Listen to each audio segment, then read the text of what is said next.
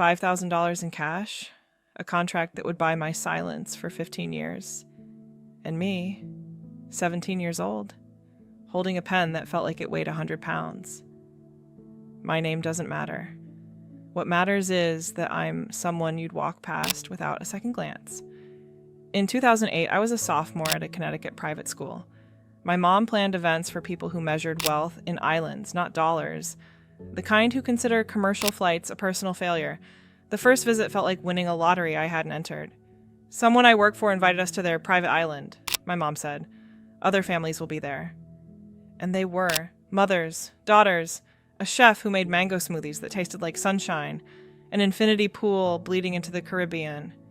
Sand so white it looked manufactured. Men in polo shirts drinking scotch and talking mergers. I sunbathed. Watched movies in a theater with velvet seats soft as skin. Flew home on a jet where the flight attendant knew my name. The second trip was boring. I complained about the Wi-Fi. Furious I couldn't post photos my friends would envy. So when the third invitation came, just me, no mom, a young women's leadership weekend, I didn't hesitate. Free vacation, college networking, maybe a recommendation letter from someone whose name opened doors. I landed Friday afternoon. By Sunday night, I understood why they needed me alone. The staff moved differently this time, eyes down, voices soft, bodies angled away like we were something shameful they'd been hired not to see. No families, just me, 2 other girls barely old enough to drive, and men I'd never seen before. Not the polo shirt executives. These were different.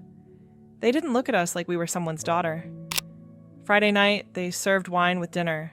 Crystal glasses catching candlelight. Liquid gold in the flickering light. One girl asked if we should be drinking. The woman overseeing us, older, professionally warm, smiled like she was offering permission to exist. "You're on vacation, sweetie. Relax." The men laughed. One said we seemed mature. One said we sophisticated, refreshing. I remember feeling chosen, special. The memory makes me want to crawl out of my skin. After dinner, they separated us. "Different activities based on your interests," they said. I was too wine-soft to question it. They took me to a beachside bungalow, told me someone important wanted to meet me. Would I do them a favor? Keep them company? Make them feel special? They made it sound like opportunity, like I'd been selected for something good. When the door closed, I learned what I'd actually been selected for. And it wasn't just one night. Saturday, Sunday. Different rooms, different men, sometimes the same ones returning. I stopped counting, stopped being present. Psychologists call it dissociation. I called it going away. I'd fix on details to survive. Gold peacock wallpaper repeating into infinity, waves outside sounding like television static, a painting of tropical birds. I counted every feather on the red one. 47.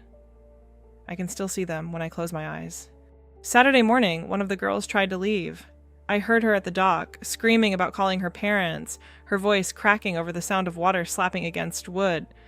By afternoon, she was back, moving like someone had reached inside and switched her off. They told her boats only ran on schedule. Safety reasons. Tides. She never tried again. None of us did. Sunday night, the last night, I was hollow. My body felt like borrowed property I'd returned damaged. That's when they showed us the footage. Not to film us, they already had. To show us what they'd captured. "Just so you understand," they said, voices smooth as the lawyer who'd come later. "If you talk, these surface. And look, you're smiling here, laughing in this one. Who's gonna believe you didn't want this?" I wasn't smiling. My face was. I wasn't anywhere near that room. That's when I understood. This wasn't about sex.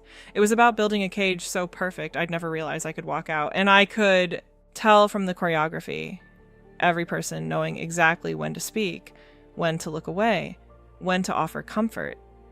They'd built this cage before. Monday morning, someone flipped a switch. Suddenly, everyone was kind again. The woman from Friday brought breakfast to my room, asked if I slept well. The chef made my favorite omelet, Western style, extra cheese. How did he know? Someone had researched me. Someone had asked my mom what I liked before the first trip, before they decided I was useful. The first 2 visits weren't kindness. They were reconnaissance. They were learning exactly how to break me, what I loved, who I trusted, what would keep me quiet. I wasn't unlucky. I was selected. Monday afternoon, they flew me to Miami. Not home. A glass tower downtown, anonymous and sterile. A lawyer waited with a briefcase and a smile that cost extra. He slid 2 things across the table. First, an NDA thick as a phone book. I tried reading, but the words melted together. Clauses bleeding into subclauses about defamation and damages and criminal liability. Basically, it said if I ever mentioned the island, anyone there, anything that happened, I'd face legal annihilation, financial ruin, as if I'd be the one lying. Second, a check for $5,000, made out to cash, more money than my mom made in a year. "You're a smart girl," he said. "You understand how the world works. Sign this, take the money, go to college, do something good with your life." He paused. "Don't sign, and we have lawyers. Resources, proof you drank, smiled in photos, came back after the first 2 trips. You'll have nothing but a story no one believes." I was 17. My mom would lose everything, her job, her reputation, the connections that kept us afloat. She worked 3 events a week to keep me in that school. What would you have done? I signed, took the money, got in the car they called. For 15 years, I kept that promise. Told my mom the trip was boring. Told therapists I had general trauma I didn't want to discuss. Didn't tell my husband for 3 years. When I finally did, he cried harder than I ever had. I used their money for college. My degree is literally purchased with what they did to me. Every time someone asked about my scholarship, I lied. Every lie felt like signing that paper again. Then last year, I saw the news. Other women coming forward. Lawyers saying the NDA probably wasn't even enforceable. I was a minor, coerced, and contracts involving crimes don't hold up. 15 years. I could have spoken 15 years ago.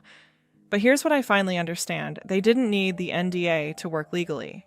They needed it to work psychologically. They needed me to believe I was trapped, complicit, unworthy of being heard, and it worked until now. Do I regret the silence? Every day. Could I have prevented what happened to others? Maybe. That's the weight I carry. Not the memory of those 3 days, but knowing I survived and said nothing. I donated every penny once I understood it was never mine. But the real price wasn't money. It was my voice. My belief that I mattered. But here's what they didn't take. My voice eventually. And my ability to say this happened. It was wrong, and it wasn't my fault. Their system only works if we believe we're alone. I'm telling you this because those 3 days don't define me. But 15 years of silence almost did. If something happened to you, maybe not an island, maybe not someone famous, but something that made you feel small and trapped and powerless, you're not alone. They want your silence. That's their only real power. Not money, not lawyers, not threats. Your silence. So break it when you're ready, on your terms. They made me sign a paper that said I'd never talk. They put 5,000 reasons in my hand and told me to disappear. But I'm still here.